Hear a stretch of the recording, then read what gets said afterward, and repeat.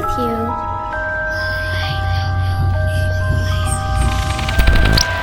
You're not afraid of the dark, are you?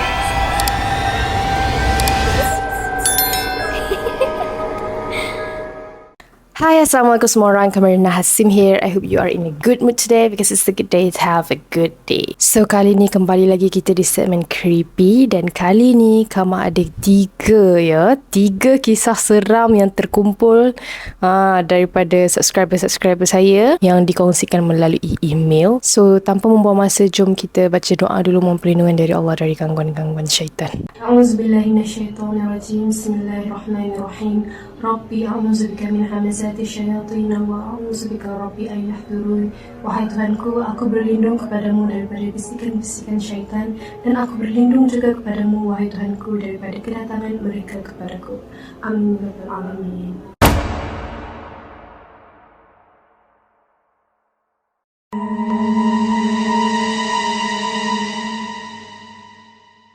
Okay, kisah pertama ni kita bagi pemilik nama cerita ni Ash, seorang lelaki, dan Ash nak kongsikan kisah tempat kerja dia tau. Di mana kamu rasa menarik sangat sebab dia bekerja di sebuah museum dan dalam museum tu macam Islamik lah. Dia mempamerkan artifak-artifak tamadun Islam, artifak Rasulullah dan macam-macam lagi. So, semasa dia bekerja dekat museum tersebut, ada dua kisah seram yang dikongsikan lah yang terjadi dekat dalam museum tersebut. So, kisah yang pertama ni memang baru-baru sangat terjadi dalam tahun 2024 ni korang. Jadi, maksudnya museum tu masih lagi beroperasi lah. So, Ash tak nak dedahkan nama museum tersebut since dia masih lagi bekerja dekat museum tu. So, masa kejadian tu, diorang terima rombongan daripada negeri jiran dan rombongan ni memang rombongan daripada grup-grup orang Islamik tau. Kamu tak faham apa maksud Islamik dekat situ, tapi mungkin diorang berjubah ke berpakaian yang macam alim lah orang kata kan. Masa mula-mula rombongan tu ada dalam 6 orang. Diorang okey je, bertegur sapa, borak-borak macam tu kan. So, pekerja-pekerja dekat situ pun terangkanlah info-info tentang artifak dekat situ dan kisah-kisah yang mungkin ramai lagi yang tak tahu kat situ kan. Sampailah dekat artifak milik Rasulullah SAW dan tiba-tiba salah seorang daripada rombongan tersebut bagi tahu dekat staf Ash. Dia cakap yang diorang ni adalah penjaga Rasulullah. Siap diorang cerita lagi kebolehan masing-masing. So, staff dekat situ dah macam pelik lah kan. Kenapa tiba-tiba nak claim pula ni kan. Tapi staff kat situ macam kan saja sebab kerja dia waktu tu tak selesai lagi. Dia kena macam jadi tour guide lah kat dalam museum tu. So, dia kena bawa diorang 6 orang ni pergi tengok semua kat dalam museum tu sambil terang-terangkan lah. Tapi tak habis lagi, tak finish lagi diorang punya tour dekat dalam museum tu. Sampailah ke tempat yang terakhir iaitu bahagian bergambar. Tiba-tiba salah seorang daripada rombongan tadi dirasuk. Orang yang dirasuk tu dan menurut Ash tak boleh nak ceritakan dengan lebih detail tentang kerasukan tersebut sebab mungkin ada privacy dekat situ. Tapi kita jump terus sampai dah settle lah masalah rasuk ni dan syukur Alhamdulillah selesai. Diorang habiskan juga sesi bergambar dan diorang pulang. Sebenarnya kes kerasukan tu sangat-sangat mengejut. Semua orang staff-staff dalam pekerja-pekerja dekat dalam museum tu memang sangat-sangat terkejut. Kenapa? Last kali nanti Ash bagi tahu sebab apa. Sebab ada lagi satu kisah yang dikongsikan oleh staff perempuan dekat situ. Masa tu ada seorang makcik ni tau. Makcik yang strangers lah. Kita kira sebagai customer lah yang masuk ke museum tu kan. Tiba-tiba pegang perut staff perempuan tu. Pegang perut, lepas tu dia kata dah berapa bulan dah ni? Allah. Staff dia pun terkejut lah kan sebab tiba-tiba je pegang perut tu. Staff perempuan ni pula memang tengah mengandung lah. Tapi mestilah tak selesa kot kalau tiba-tiba orang yang tak kenal nak pegang-pegang kita punya perut kan, especially. So tanpa berfikir panjang, staff perempuan tu pun jawab je lah soalan tu dah sekian-sekian bulan kan. And then staff tu pergi dari situ. Lepas tu staff ni cerita lah dekat Ash, and then Ash pun bagi tahu balik dekat staff ni, sebenarnya tadi ada rombongan 6 orang ni, salah seorang tadi dirasuk. So diorang memang terkejut sebab ini adalah kali pertama kes kerasukan berlaku dekat muzium tu. Sebelum ni pernah lah diorang menghadapi orang-orang syirik kan, tapi tak seteruk diorang yang tadi tu. Siap kata ada kebolehan masing-masing lah kan. Dan rupanya korang, setelah diorang dah berubat apa semua kan, orang yang dirasuk daripada rombongan tadi tu, dia telah membawa penjaga dia ke muzium tersebut.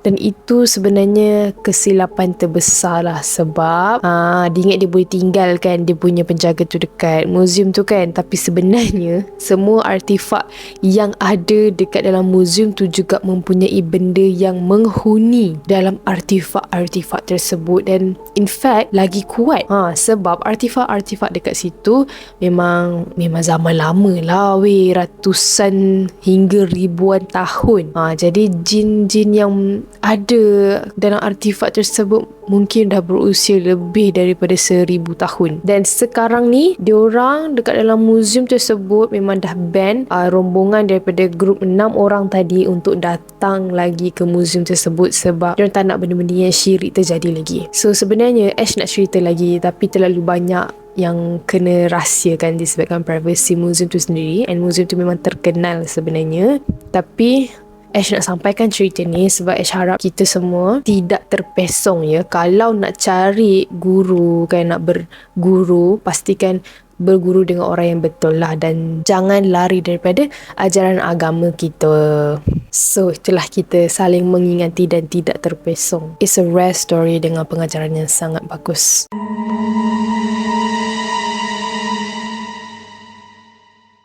So, kisah kedua tentang subscriber Kama ni yang ada pengalaman seram waktu dia tengah mengandung, guys. Aduh, aku tak boleh betul lah cerita-cerita pasal mengandung ni kan, sebab dia memang relate dengan benda mistik ni tau. So, kisahnya, nama pemilik cerita ni Fia. Masa tu Fia mengandung dan husband dia memang selalu balik lewat malam. Selalunya memang pukul 10 malam. Kadang-kadang kalau dapat overtime kan, husband dia dapat OT, memang kena kerja sampai pukul 6 pagi. Tapi benda tu memang dah jadi kebiasaan lah dekat Fia, dah jadi normal lah dekat Fia.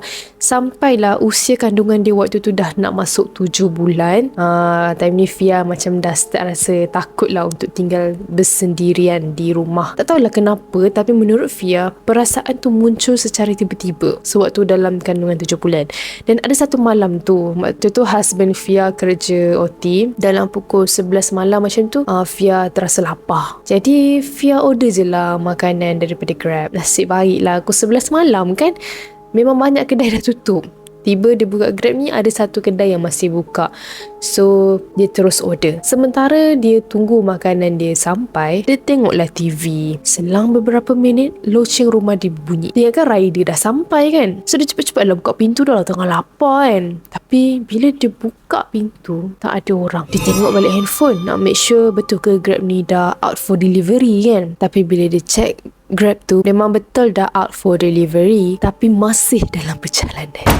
Belum tiba di lokasi, masih dalam perjalanan. Jadi dia abaikan saja and sambung tengok TV. Itu benda pertama lah yang dia rasa macam misteri tentang bunyi loceng tu kan. Bulan seterusnya, masuk kandungan 8 bulan. Ada satu hari tu Fia tengah tidur. Dia terjaga sebab ada bunyi bising datang daripada dapur dia. Bila dia tengok, rupa-rupanya husband dia tengah memasak. So dia cakap lah, sorry sebab tak masak, saya tertidur tadi. Tapi husband dia ignore je kan, sambil macam masak membelakangkan Fia lah, isteri dia. Fia pun just jenguk macam tu je daripada pintu dapur kan. Kemudian Fia masuk balik bilik nak tidur. Esoknya pukul 6 pagi, Fia terjaga sebab husband dia call. Fia pelik lah, dah kenapa dia call pagi-pagi pukul 6 pagi subuh tu kan. So dia angkat lah call, and then husband dia kata, buka pintu. Dengan mamanya, Fia ni pun bangun lah dan buka pintu untuk husband dia. Dan dia terus straight tanya, awak dari mana? And then husband dia jawab, baru balik kerja lah, saya lupa bawa kunci rumah. Semalam saya dah chat kan, bagi tahu yang saya kerja OT, tapi awak tak buka pun chat saya. And then Fia terus capai handphone dia and dia terkejut memang betul husband dia ada chat dia semalam. Dia terus ceritakan pasal apa yang dia nampak kat dapur tu. And petang tu juga dia orang balik rumah mak ayah Fia sebab nak minta tolong untuk pagarkan rumah ni. Start daripada hari tu lah, setiap kali malam je Fia akan sediakan air dengan biskut dekat dalam bilik sebab Fia still lah takut nak keluar tengah-tengah malam pergi dapur sebab lapar kan. Tapi Alhamdulillah tak ada apa-apa yang berlaku. Tapi Alhamdulillah lah tak ada apa-apa gangguan sampailah Fia selamat melahirkan anaknya pada tanggal 11 hari bulan 11. Cerita ni baru lagi ya. So sekarang ni Fia nak cerita pengalaman seram masa dia berpantang pula guys. Okay, masa berpantang kan, pada minggu pertama okey je dia berpantang dekat rumah mak ayah dia. Cuma adalah dia rasa macam stres, penat sikit sebab baby tu kerap bangun tengah malam kan. Masuk minggu kedua, malam tu start dah Fia rasa lapar sangat. So Fia pun turunlah ke dapur dan carilah makanan-makanan apa yang ada kan. And Fia malam tu hanya nampak biskut saja. So Fia pun bancuhlah dengan Milo dan makan dengan roti. Tiba-tiba Fia dengar macam bunyi ada orang daripada atas. Sebab bunyi tapak kaki tu kuat sangat. Jadi Fia ignore je lah sebab maybe ada orang akan turun lah kan. Lepas beberapa minit tu sunyi. Tak ada siapa-siapa pun yang turun. Tak ada orang pula nak masuk ke dapur tu. Nak kata dia naik balik, sepatutnya dengar balik lah bunyi naik tu kan. Tapi mustahil sebab tangga tu kayu, memang tak dengar bunyi langsung. Kalau naik memang akan bunyi sebab kayu-kayu tu kayu-kayu lama kan. So cepat-cepatlah dia habiskan Milo dan naik ke atas. Esoknya dia tanya, ada sesiapa tak turun malam tadi masa dia dekat dapur kan. Semua kata tak ada. Time tu Fia dah rasa tak sedar hati lah sebab dia rasa macam dia diperhatikan tau dalam rumah tu. Masuklah hari ke-40 dia berpantang. Masa tu maghrib, Fia tengah tidurkan anak dia ni. Tiba-tiba rasa macam menggigil satu badan tau. Fia pakai jaket dan selimut tebal tapi still menggigil, kesejukan sampai rasa ke tulang tau. So Fia capai lagi selimut dalam almari dia dan selubung sekali lagi badan dia dengan selimut tebal. Tapi still rasa menggigil. And Fia tak tahu kenapa, Fia waktu tu memang terus menjerit. Dia teriak, dia kata tolong, sejuk, sambil nangis. Sampai macam tu sekali. Korang pernah tak tahap kesejukan korang, tiba-tiba korang nak buang tebiat menjerit, minta tolong, tolong sejuk, sambil korang nangis. Unless korang masih kanak-kanak. So satu rumah terkejut. Ayah Fia pun masuk je, terus dia baca surah-surah dengan anak dia macam tu kan.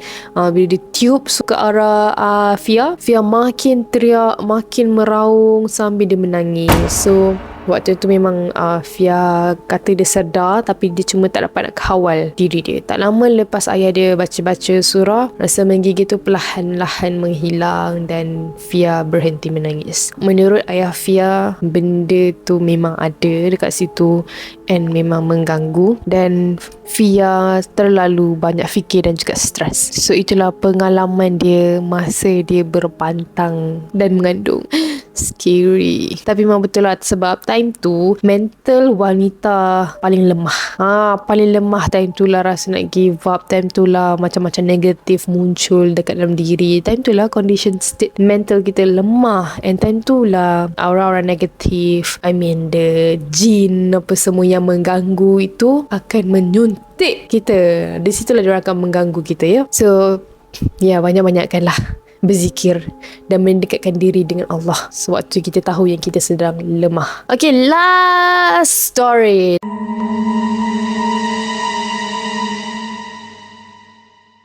Kisah kali ni tentang pengalaman seram dia sewaktu dia kena ward dekat hospital ya. Lebih kurang cerita yang kawan baru-baru kongsikan minggu lepas. Tapi kisah ni berlaku di Sarawak, Hospital Sarawak. Kita bagi nama pemilik kisah ni Marley, bukan nama sebenar. So masa ni Marley berumur 19 tahun dan kisah ni berlaku pada tahun 2023. Dia ditempatkan di Borneo punya hospital lah. Memang hospital terbesar di sana. Hospital tu memang ramai sangat pesakit. So memang banyak sangat kisah-kisah seram yang pernah dengar lah daripada pesakit-pesakit situ. Soal kisahnya, waktu ni Marley memang terpaksa warded sebab dia ada alahan yang teruk dan menyebabkan dia kena masuk emergency. 3 hari lah dia dekat sana, and 4 hari dia di ward biasa. Dan kisah seramnya berlaku pada hari pertama. Sebaik saja dia kena ward dekat dalam hospital tu korang, dia kena masuk zon merah. Masa tu memang tak fikir pun akan ada pengalaman seram ni kan, sepanjang duduk dekat dalam ward. Dekat emergency room ni ada 3 katil saja, dan yang lagi seramnya hanya Marley saja yang ada di bahagian ward tersebut. Memang tak ada pesakit yang lain. Cuma dalam hati tu waktu tu rasa takut tu takut, tapi rasa takut kena cucuk jarum tu lagi sakit. So Marley macam okey lah kan. Malam tu dia tidur punya lah awal pukul 8 macam tu. Mungkin sebab efek ubat. Time dah nak tidur tu, tiba-tiba pula lah rasa angin sejuk. Padahal tingkap tutup. Tapi dia tak fikir apa-apa lah. Tiba-tiba dia terbangun pukul 11 malam sebab dia terdengar bunyi ventilator berbunyi dekat katil sebelah dia. Wish, memang cita-cita hospital macam ni patient dia. Aku tak boleh betul lah nak duduk kat hospital yang ada ramai orang lah macam ni. Padahal tak ada pesakit pun kan dekat katil sebelah dia. Katil dia ni dekat tengah. So katil kiri dan katil kanan dia memang tak ada pesakit. Lama jugalah ventilator tu berbunyi-bunyi kan. Tiba-tiba tu ada seorang makcik cleaner keluar daripada bahagian sebelah katil tu. So dia rasa lega lah kan. Tapi yang peliknya, cleaner hospital ni memang pakai baju yang serupa macam kebaya. Takkan korang pelik makcik cleaner pakai kebaya? Mustahil jugalah makcik cleaner tu nak hidupkan ataupun adjust mesin ventilator tu. Memang dah rasa seram sejuk kat situ. So dia cuba juga untuk berfikiran positif. Tiba-tiba makcik cleaner yang dia tengok tu datang ke sebelah katil kiri dia. Terkejut tu memang terkejut sebab muka tu memang sama dengan cleaner tadi, tapi dah tak pakai baju kebaya korang. So dia terus tanya makcik tu kan, bukan aunty pakai baju kebaya putih ke tadi? Aunty tu jawab, mana ada cleaner pakai kebaya? Tak adanya lah, dia cakap And yang seramnya, makcik cleaner tu straight cakap tau, dia direct, dia cakap itu benda yang menyamar. Allah. So memang emergency ward tu famous dengan kisah-kisah tu, cleaner pakai kebaya putih. And then makcik cleaner tu kata, jangan takut, jangan gelisah. Jam ini, maksudnya sekarang ni kan, jam ni biasa dia merayau kacau pesakit yang ada di sini. Dia kata kadang-kadang nurse-nurse pun kena juga. So Marley sambunglah tidur, tak nak fikirkan lagi kan. Waktu nak lelakkan mata tu, tiba-tiba ada satu troli yang nurse selalu guna untuk bawa ubat-ubat tu bergerak dengan sendiri ke arah katil sebelah kanan. Troli tu kosong, tak ada apa-apa pun dekat atas dia, dan masa tu memang dah rasa bergetar satu badan.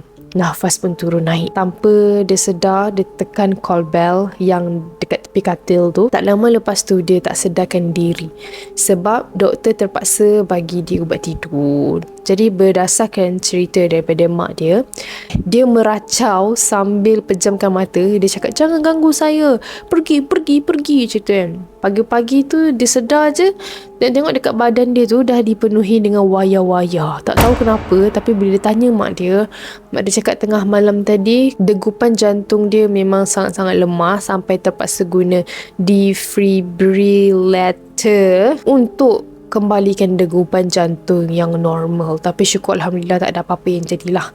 So pagi tu memang rasa badan sakit sangat dengan air, dia kena drip antibiotik lagi, pandangan mata pun dah agak kabur, badan pun lemah sangat-sangat. Dan petang tu pula doktor check dia punya degupan jantung semakin okey, tapi masihlah dalam pemantauan. So malam tu tak ada apa-apa yang jadi sebab mak dia temankan hari keempat di mana dia akan dipindahkan ke ward biasa. Tapi bilik tu diasingkan disebabkan Marley ada alahan yang sangat teruk, takut terkena jangkitan dekat patient lain lah. So hari kelima malam tu barulah dia kena lagi sekali gangguan. Malam tu dia tengok drama dekat dalam phone. Mak dia balik sekejap kat rumah, so tinggal dia seorang-seorang malam tu. Tiba-tiba tengah syok layan drama dalam phone tu, bilik tu duk berkelip-kelip tau. Pop, terpadam sendiri.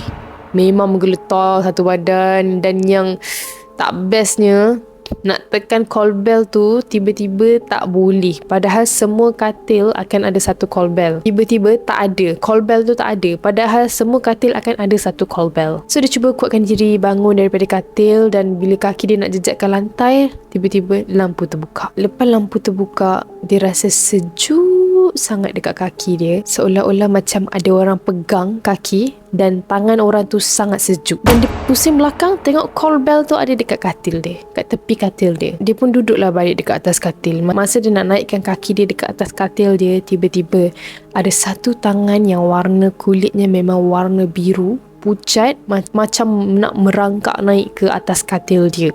Waktu tu nafas dia dah start sesak, tak boleh nak bernafas, hidung dia tiba-tiba keluar darah, pandangan dah kabur, dan dia dapat dengar macam ada orang tekan call bell. Lepas tu dia dah tak sedarkan diri. Dia bangun the next day, dia sedar tak sedar, dia dah ada dekat emergency room semula. Waktu tu memang sakit satu badan dengan kena oksigen lagi, wayar-wayar, jarum. Dia cuba untuk kuatkan diri dia. Dia tanya mak dia apa yang jadi semalam, kenapa dia kena masuk emergency room, dan mak dia cakap doktor dengar call bell daripada bilik dia dan jumpa dia dalam keadaan yang sangat-sangat lemah, muka pucat, keadaan bilik bersepah macam baru lepas gaduh. Mak dia cakap lagi yang doktor jumpa kertas yang tulis, kau harus mati macam mana aku mati. What? So macam dia confused, dia ingatkan dia mimpi. Dia ingatkan dia nampak tangan biru apa semua tu mimpi tau. Rupanya korang, bilik tu menurut nurse dekat sana ada kisah tersendiri, di mana dulu ada seorang pesakit yang pernah kena warded dekat situ, tapi mati, tak tahu sama ada dibunuh atau apa, tapi sampai sekarang masih meninggalkan tanda tanya lah. Kira macam jadi kisah legenda lah dekat hospital tu. Dan syukur sehari sahaja dia berada di emergency room tu, the next day dia minta discharge walaupun keadaan masih tak stabil lagi. Tapi dia just tak nak benda tu terus menghantui dia. And dia syukur doktor benarkan dia keluar dengan syarat dia tak boleh tanggalkan air drip untuk stabilkan keadaan. So dia kata itu pengalaman warded yang dia rasa memang tak boleh lupakan sampai sekarang. Wow, saya tak perasan tau kisah seram yang ni sebab dia agak short, okay. And kisah seram ni memang dah lama lah ada email sebelum Kamal post lagi kisah-kisah tentang hospital. So Kamal rasa ini memang kisah benar guys. Sebab yelah ada juga orang-orang yang share kisah seram dekat email tu yang mengarut pun ada.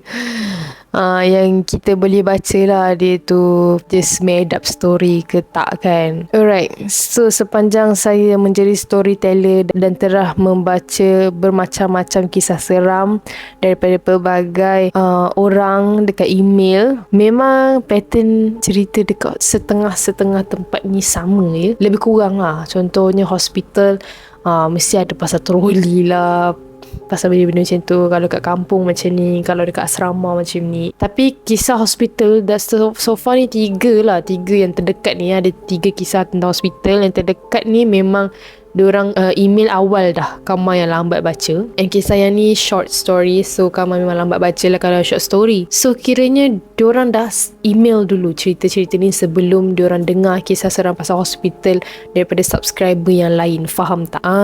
So I think memang this is real story daripada diorang tu. And ya, Kamal rasa dia berpattern macam tu pun sebab jin-jin ni pun pandai korang. Diorang akan menyerupai sesuatu benda tu, mengganggu kita apa semua dengan cerita yang berada di sekeliling diorang lah. Kalau diorang duduk kat hospital, diorang boleh made up, diorang boleh buat gangguan yang berkaitan dengan tempat sekitar tu. Tapi memang diorang capture kejadian-kejadian yang berlaku di persekitaran tersebut, di mana jin-jin itu berada lah. Faham tak? So itulah dia. Janganlah korang percaya sangat yang dia ni sebenarnya roh yang dah mati ke, dia ni sebenarnya roh yang nak balas dendam ke. Itu sebenarnya macam jin-jin yang berada di kejadian tersebut, mengcapture kejadian itu dan melakonkan semula macam tu. Tujuannya wallahualam lah, nak mengganggu manusia ke, nak menyesatkan manusia ke, dia bosan ke kan. So itu sajalah video untuk hari ni. Thank you kepada 3 orang subscriber Kamal tadi yang dah sudi kongsi pengalaman seram korang. And semoga korang dilindungi Allah SWT di mana juga korang berada. And thank you guys yang dah tengok video ni sampai habis. For those who are new in my channel, don't forget to hit the subscribe button below and turn on the notification bell so that you will not miss any video that I post. See you in my next video. Bye bye.